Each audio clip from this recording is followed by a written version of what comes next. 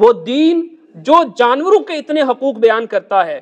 نبی پاک صلی اللہ علیہ وسلم کی بارگاہ میں ایک شخص آیا، عرض کیا اللہ کے رسول، جب میں اپنے اونٹ کو پانی پلاتا ہوں، اس وقت جس طرح آج ہمارے گھروں کے اندر ٹینکیاں بنی ہوتی ہیں، موٹریں لگی ہوئی ہیں ذاتی، تو اس دور کے اندر ذاتی ہوز ہوا کرتے تھے۔ تو وہ شخص کہنے لگا اے اللہ کے رسول میرا ذاتی ہوز ہے، جب میں اپنے جانور کو، اپنے اونٹ کو پانی پلاتا ہوں تو دوسرے آوارہ اونٹ بھی آ جاتے ہیں، کسی دوسرے فرد کا اونٹ بھی آ جاتا ہے اور میرے حوض سے آ کر پانی پیتا ہے، کیا اس میں میرے لیے کوئی اجر موجود ہے؟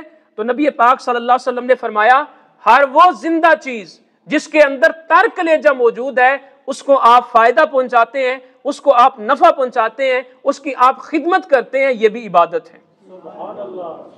کسی جانور کو آپ نفع پہنچاتے ہیں۔ صحیح مسلم کی حدیث پاک ہے کہ ایک بدکار عورت، ایک فاحشہ عورت جسے ہم اپنی زبان میں کوٹھے چلانے والی عورت کہتے ہیں، صحیح مسلم کے الفاظ ہیں کہ ایک مرتبہ گرمیوں کے موسم کے اندر اس کا گزر ہوا، پیاسی تھی، کنویں سے اس نے پانی پیا تو وہیں پر اس نے دیکھا کہ ایک کتا پیاس کی وجہ سے کیچڑ چاٹ رہا ہے۔ اس کے دل میں خیال آیا جس طرح میں پیاسی تھی، میں نے پانی نکالا اور پیا اور اپنے جسم کو تسکین اور سکون پہنچایا، اس طرح یہ کتا بھی پیاسا ہے، اس کو بھی سکون پہنچانا چاہیے۔ اس نے اپنے چمڑے کا موزہ اتارا اور اپنے دوپٹے کے ساتھ باندھ کر کنویں سے پانی نکالا اور اس کتے کو پلایا۔ نبی پاک صلی اللہ علیہ وسلم فرماتے ہیں ہے وہ بدکار، تھی وہ فاحشہ، گناہگار تھی، لیکن اللہ کی مخلوق کے ساتھ اس عمل کی وجہ سے اللہ اس سے اتنا راضی ہوا کہ اس کے لیے جنت لکھ دی، جنت میں اس کے لیے مقام لکھ دیا۔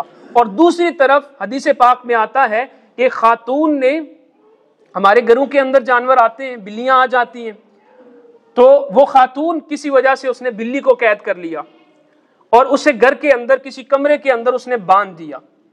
اب وہ کمرے کے اندر بند تھی، بھوکی پیاسی وہ بلی مر گئی۔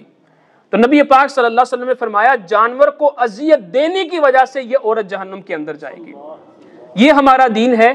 تو چند چیزوں کو ہم نے جو دین تصور کر لیا ہے، عبادت تصور کر لیا ہے، اس تصور سے باہر نکلیے۔ بہت ساری چیزیں، بہت سارے ہمارے اعمال وہ اللہ رب العزت کی عبادت ہیں، لیکن ہم انہیں ہلکا جانتے ہیں، انہیں کم جانتے ہیں۔